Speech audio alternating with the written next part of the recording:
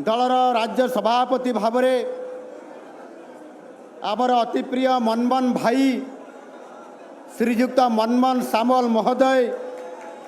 आज चतुर्थ थर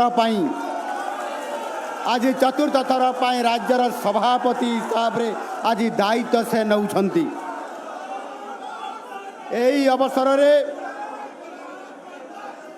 ओडिशा राजनीतिर प्रवीण व्यक्तित्व को मो हार्दिक शुभेच्छा एवं अभिनंदन जनाऊँगी।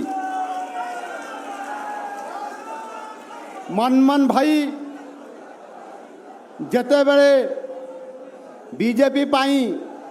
काम करने आरंभ करिछंती एवं सबु बड़े शुभ संकेत ही आमको आसी भारतीय जनता पार्टी को 2000 मसीह 2004 मसीह दल मेंट सरकार रे जेते बेले सामिल होइथिला सेते बेले नेतृत्व नौथिले मनमोहन सामल महाशय एवं आमे मेंट सरकार हेले मध्य सरकार को आसीथिले एवं आज पुणी आउ थरे 2024 मसीह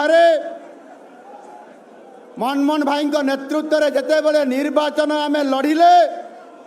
पुणी भारतीय जनता पार्टी ओडिया लोकंक सहित समर्थन हासिल करी भारतीय जनता पार्टी आमे अनेक थर प्रति निर्वाचन रे कहूलु जे भारतीय जनता पार्टी निश्चित भाव में